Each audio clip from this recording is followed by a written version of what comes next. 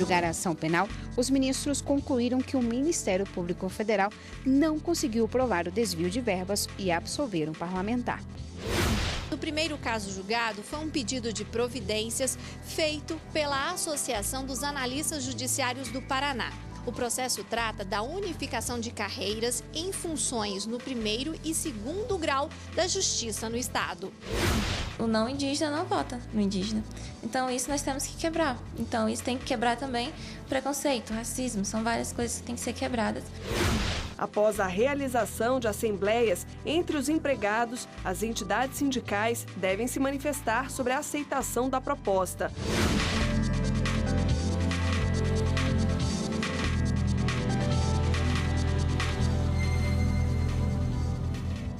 Olá, boa tarde. Boa tarde. Ministros da segunda turma do Supremo Tribunal Federal absolveram o senador Renan Calheiros, do MDB. Ele era acusado de peculato, que é a apropriação indevida de bens públicos. Segundo a denúncia da Procuradoria-Geral da República, o senador Renan Calheiros teria destinado parte de verbas indenizatórias do Senado, reservadas para despesas do gabinete, para uma locadora de veículos. A PGR apontou que os serviços de carros não foram prestados e o dinheiro usado para justificar o pagamento de pensão alimentícia. Ao julgar a ação penal, os ministros concluíram que o Ministério Público Federal não conseguiu provar o desvio de verbas e absolveram o parlamentar. Prevalece em favor do denunciado a dúvida, representada pelo brocardo indúbio pro réu, o que redunda, neste caso, por ausência do desincumbir-se do ônus da prova do Ministério Público na prolação de um juízo absolutório. No caso dos autos, à luz de todas as considerações que fiz, e sobre toda a prova que examinei e que foi produzida na longa instrução criminal, a Procuradoria-Geral da República levou quase 6 anos para oferecer a denúncia. A ausência ou a insuficiência de elementos probatórios desautoriza a prolação de qualquer juízo de condenação, uma vez que, em descumprindo o Ministério Público, o ônus que lhe incumbe, e que lhe incumbe com absoluta privatividade e exclusividade, de comprovar a autoria e a materialidade do delito, bem assim a existência do necessário nexo causal, incidirá sempre a fórmula de salvaguarda da liberdade do acusado, consubstanciado no princípio indúbio pro réu. Em tese, os fatos são típicos. O que ocorreu de fato, tal como o eminente relator e agora o revisor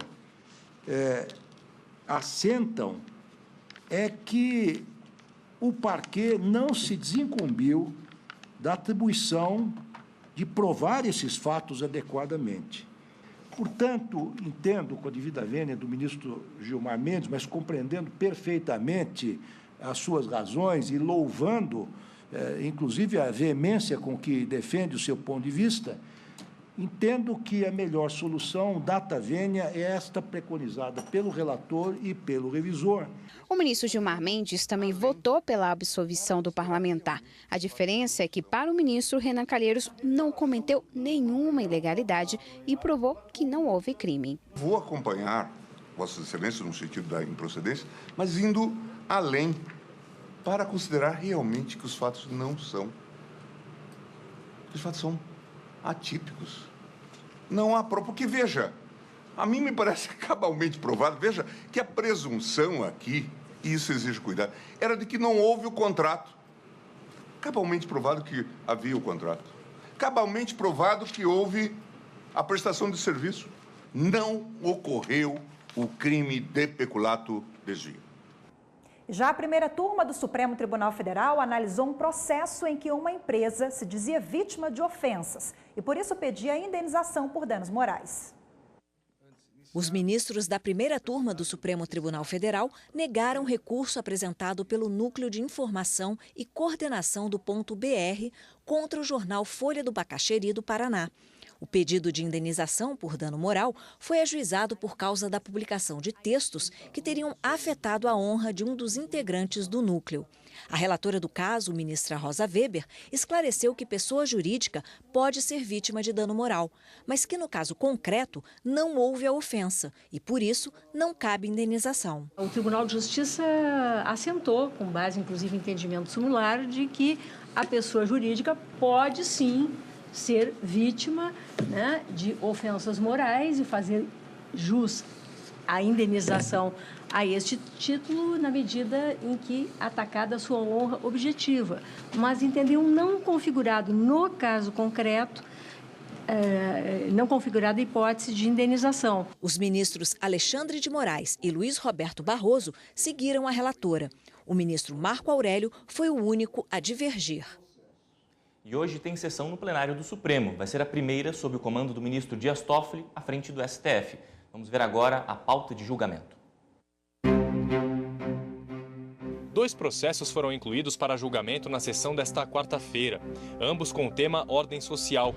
Um recurso extraordinário que trata da possibilidade de servidor público militar poder cursar universidade pública caso não exista no local onde foi transferido instituição privada similar à de origem. O caso tem repercussão geral reconhecida. O relator é o ministro Edson Fachin. O outro processo é uma ação direta de inconstitucionalidade com o tema meio ambiente. Nela se discute se lei de Tocantins que permite a intervenção ou supressão de áreas de proteção permanente em ações de baixo impacto ou eventuais. A relatoria é do ministro Alexandre de Moraes. Mais informações sobre a pauta de julgamentos no site do Supremo Tribunal Federal, stf.jus.br. E a primeira sessão do Conselho Nacional de Justiça, com o ministro Dias Toffoli na presidência, foi marcada por homenagens. Antes dos julgamentos dos processos, os colegas fizeram questão de dar as boas-vindas. Logo no início da sessão, o primeiro a homenagear o novo presidente do STF e CNJ, ministro Dias Toffoli, foi o presidente da OAB, Cláudio Lamáquia. Quero desejar-lhe sucesso nesta importante missão que Vossa Excelência terá à frente da Corregedoria Nacional de Justiça. Os demais magistrados também fizeram questão de expressar votos de sucesso. Em nome do Ministério Público, reafirmo a certeza da confiança que temos na condução por Vossa Excelência do Poder Judiciário brasileiro à frente do Supremo Tribunal Federal e à frente do Conselho Nacional de Justiça. Tenho a certeza que Vossa Excelência está imbuído da missão e do pensamento de exercer a missão com muita humildade, com muita prudência, com muita sensibilidade, mas, sobretudo, com muita sabedoria. O novo presidente do STF e CNJ, ministro Dias Toffoli, disse que se sentia duplamente honrado pela homenagem por já ter recebido honraria na posse e também parabenizou toda a equipe. Eu que agradeço, senhor corregedor, ministro Humberto Martins, essas palavras tão gentis que pela amizade me dirigem. E, em nome de Vossa Excelência, saúdo e agradeço o carinho e a atenção de todas as senhoras e senhores conselheiros. Depois das homenagens, o primeiro caso julgado foi um pedido de providências feito pela Associação dos Analistas Judiciários do Paraná. O processo trata da unificação de carreiras em funções no 1º e 2º grau da Justiça no Estado. O relator conselheiro Luciano Frota votou para conceder a liminar que permite a distribuição de profissionais na 1ª e 2ª instâncias da Justiça do Paraná. O conselheiro ressaltou a urgência devido à grande demanda de processos. Analisando os casos novos por servidor no Paraná, no 1º grau, você tem 255 casos novos por servidor. Isso é quase o dobro da média nacional da Justiça Estadual, que é de 135 casos novos por servidor. Já no 2º grau, é de 106 casos novos por servidor, 255 e 106, ou seja, bem menor do que a média nacional da Justiça Estadual, que é de 136 casos novos por servidor no 2º grau. Voto que foi seguido pelos conselheiros Arnaldo Rosepian, Valdetário Monteiro, André Godinho, Humberto Martins e Márcio Schiffler Fontes. Mas o julgamento foi suspenso com pedido de vista da conselheira Maria Tereza Willi. E depois do intervalo, mais candidatos negros e indígenas nessas eleições. Todo mundo tem seu direito de expressão. Se estamos ali para mudar o mundo, por que não se candidatar, né?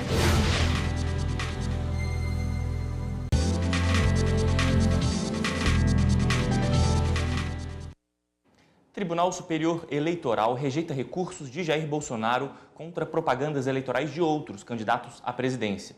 Para Bolsonaro, parte da publicidade de Geraldo Alckmin era ofensiva ao candidato do PSL. Os ministros do Tribunal Superior Eleitoral negaram recursos da coligação que tem Jair Bolsonaro como candidato à presidência da República para tirar do ar trechos da propaganda eleitoral de Geraldo Alckmin, que disputa a presidência pela coligação para unir o Brasil. Por maioria, o plenário entendeu não haver irregularidade na propaganda do candidato do PSDB. Há mero resgate de fato efetivamente ocorrido e imagens reais amplamente divulgadas e já conhecidas da população, inclusive com repercussão judicial em razão do ajuizamento de ação penal no Supremo Tribunal Federal. O plenário também negou um processo em que Jair Bolsonaro acusava a coligação O Povo Feliz de Novo, que tem como candidato Fernando Haddad, de veicular propaganda eleitoral ilegal com a participação do ex-presidente Luiz Inácio Lula da Silva. Nota-se que a participação do ex-presidente Lula limita-se à condição de apoiador de Fernando Haddad, não traduzindo, ao meu entender, a posição de candidato ao cargo de presidente da República. Ao meu sentir, a propaganda eleitoral impugnada é apresentada em linguagem compatível com o jogo eleitoral e são observadas limitações impostas nos autos do registro de candidatura já citado. O plenário deferiu o registro de candidatura de José Erivardo da Silva. José teve o registro como candidato a deputado estadual por São Paulo negado pelo TRE do Estado, por ser deficiente visual e não ter apresentado o comprovante de alfabetização em braille. Mas o relator do caso no TSE, ministro Luiz Roberto Barroso, entendeu que o documento não era necessário. Isso porque o candidato perdeu a visão na fase adulta e já alfabetizado, como ficou comprovado no processo. No caso, o candidato com deficiência visual adquirida comprovou sua alfabetização por meio de declaração de escolaridade de próprio punho, firmada na presença de servidor da Justiça Eleitoral. Ficou demonstrado, portanto, que possui capacidade mínima de leitura e escrita, devendo ser afastada a causa de inelegibilidade prevista no artigo 14, parágrafo 4º da Constituição. Não há que se exigir alfabetização em braille de candidato deficiente visual para fins de participação no pleito. E faltam menos de 20 dias para as eleições. Uma diferença deste ano é a quantidade de candidatos negros e índios. Acompanhe agora na reportagem quantos são e os desafios enfrentados por eles para serem eleitos. José Fernando é um eleitor atento. Se preocupa em acompanhar as propostas dos candidatos em diversas áreas. Continua indeciso e precisa escolher em quem vai votar até o dia 7 de outubro, data do primeiro turno das eleições. Ele busca candidatos que tenham ideias semelhantes às dele. O candidato que eu procuro para mim é um candidato que tenha projetos que beneficiem o interesse coletivo, né? E que vise essa questão da renovação política, porque acho que o pessoal que está aí já há muito tempo está viciado, né? A Evelyn também faz questão de votar. Para ela, as eleições representam uma chance de mudanças para o país. A estudante também consultou propostas de candidatos da chamada minoria, antes de decidir em quem vai votar. Eu acho que a lei é para todos. Acho que todo mundo tem seu direito de expressão. Se estamos ali para mudar o mundo, por que não se candidatar, né? Quase 148 milhões de eleitores estão aptos a votar nas eleições deste ano. 29 mil pessoas buscam um cargo político. Estes são os números de pedidos de registro de candidatura divulgados pelo Tribunal Superior Eleitoral. Algumas dessas estatísticas chamam a atenção, se comparadas às eleições de 2014. É que aumentou o número de candidatos negros e indígenas na disputa das eleições deste ano. Em 2014, foram 2.422 pedidos de candidatura encaminhados por pessoas que se declararam negras. Este ano o número subiu para 3.161, crescimento de pouco mais de 30%. Entre os indígenas, o índice foi ainda maior, saltou de 85 para 133, 56% a mais do que nas eleições de 2014. Também foram pedidos registros de candidatura de 29 pessoas com nome social. Keila é mestre em Direito. Ela explica que nas eleições municipais e estaduais, os indígenas conseguem um número maior de votos e são eleitos. Mas nos pleitos federais, apesar do crescimento no número de candidatos, algumas barreiras impedem a eleição dessas pessoas. Em âmbito nacional, essa situação já muda. Isso porque o não indígena não vota no indígena. Então, isso nós temos que quebrar. Então, isso tem que quebrar também preconceito, racismo. São várias coisas que têm que ser quebradas para que uma pessoa não indígena considere o indígena como um potencial candidato.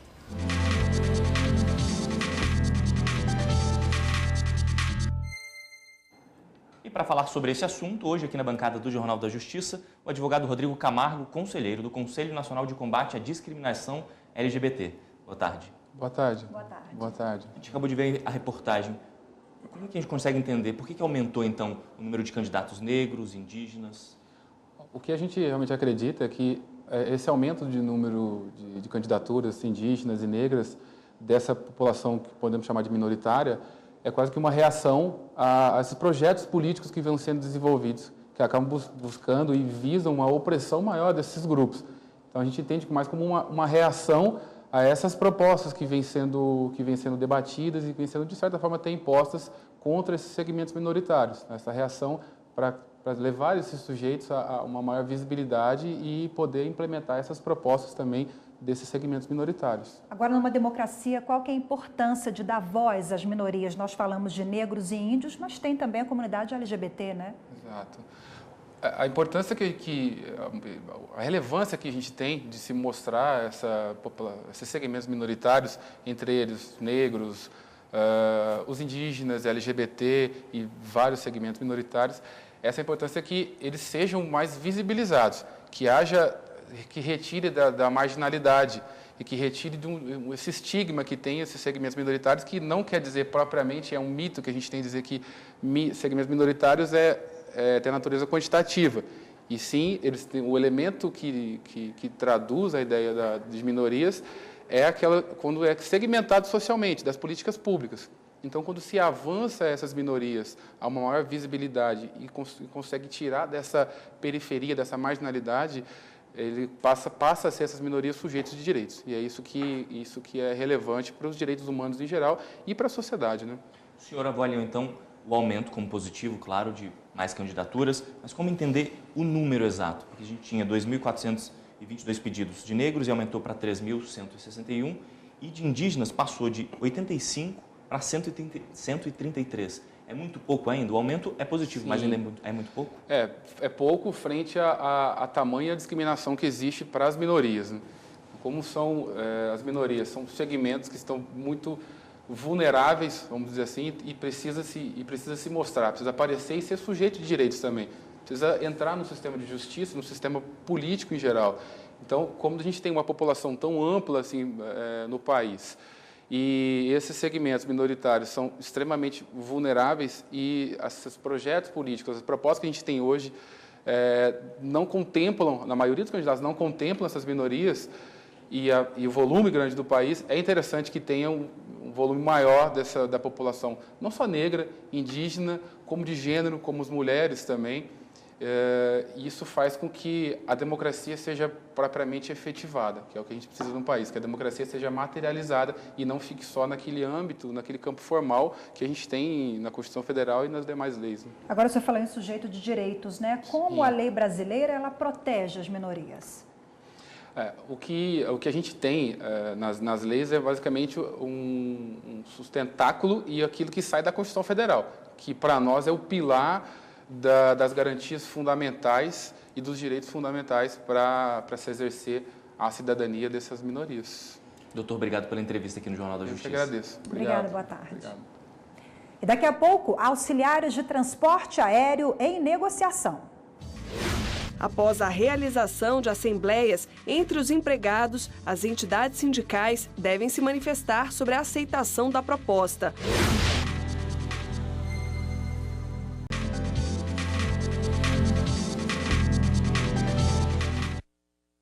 Auxiliares de transporte aéreo analisam proposta do TST para evitar greve. A categoria é responsável por inspecionar bagagens, abastecer aeronaves, fornecer refeição e outras atividades de apoio. A proposta foi apresentada pelo vice-presidente do Tribunal Superior do Trabalho, ministro Renato de Lacerda Paiva, e é resultado de negociação entre o Sindicato Nacional das Empresas Prestadoras de Serviços Auxiliares de Transporte Aéreo e os empregados do setor. O objetivo é elaborar a Convenção Coletiva de Trabalho de 2018. O ministro destacou a manutenção de praticamente todas as cláusulas sociais da CCT de 2017. Quanto às cláusulas econômicas, a mais relevante é a do reajuste salarial, que será superior à inflação se o acordo for aprovado. A proposta garante a reposição da inflação plena do período referente à database, com um acréscimo de 0,5%, totalizando 2,56%. O reajuste será retroativo à database de 1º de janeiro de 2018. Após a realização de assembleias entre os empregados, as entidades sindicais devem se manifestar sobre a aceitação da proposta. O prazo é de 5 dias a contar da publicação do despacho. As dívidas trabalhistas do Esporte Clube Bahia chegam a 17 milhões de reais. O time vai ter mais tempo para colocar as contas em dia, já que conseguiu prorrogar na Justiça a validade do acordo entre os envolvidos. Uma audiência envolvendo o Esporte Clube Bahia e representantes de trabalhadores com processos contra o time prorrogou o prazo de vigência do acordo global atual até o dia 30 de novembro. A grande parte das reclamações trabalhistas dizem respeito a ex-atletas do clube, né? Anteriores a 2013, que foi o ano da intervenção e da reorganização do clube. Então, antes de 2013, o Bahia foi um mal pagador de forma sucessiva, né? Contratava os atletas eram despedidos e eles não tinham ali os seus direitos preservados ou remunerados, né? Então, a partir desse momento, muitos desses atletas e também outros funcionários, mas em maioria atletas, ingressaram com a ação trabalhista contra o Esporte Clube Bahia e hoje, infelizmente, o clube tem que arcar com esse passado de endividamento e de desorganização. Foram débitos não honrados, salários, verbas rescisórias, fundo de garantia ou até cláusula compensatória, inclusive um dos credores aqui saiu por liminar, por atraso de pagamentos corriqueiros, né, dos vencimentos salariais, fundo de garantia. Até o final de agosto deste ano, o clube já pagou mais de 26 milhões de reais em dívidas trabalhistas. Atualmente, existem 33 processos pendentes de pagamento, totalizando um valor de quase 17 milhões de reais. Atualmente, o Bahia paga um aporte mensal de 600 mil reais, não é? E paga mais, eventualmente, alguma parcela extra quando ele faz novos negócios com jogadores, uma parcela que equivale a 7,5% do que ele ganha nessas operações. O desembargador conciliador do TRT da Bahia explica como está definido o pagamento do acordo atual, que teve a vigência estendida até a reformulação, por meio de nova audiência. Atualmente nós são 3 grupos, o grupo A, que são valores até 50 mil, esta nós vamos quitar agora. O último processo, que é em torno de 10 mil reais, nós pagaremos agora no próximo aporte. Há uma dívida de 2 milhões, cento e pouco, do chamado grupo B, que é de 50, os valores de 50 até 250 mil reais, que o Bahia se comprometeu a pagar, a quitá-los até dezembro de 2018. E sobrarão, portanto, os valores mais expressivos, que são os créditos superiores a 250 mil reais, que é este que ainda nós vamos negociar a forma de pagamento, que eles propõem sejam em 20 meses. O papel do Tribunal do Trabalho, né, eu acho que desde o começo do acordo, ele foi fundamental para que o Bahia conseguisse se reorganizar financeiramente nessa fase de reestruturação do clube. Então, nós passamos alguns anos cumprindo rigorosamente o que combinamos com o tribunal e com os nossos credores. Já que o ato venceria agora, teria que prorrogar e ficou estabelecido até 30 de novembro para que a gente consiga, na próxima audiência, agora de 5 de outubro, estabelecer exatamente a situação e, a partir do momento que se estabelecer, daí sim entra em vigor o novo ato. E o Jornal da Justiça, primeira edição, fica por aqui. Obrigado pela sua companhia. A gente se vê de novo amanhã, 12h30. Boa tarde para você.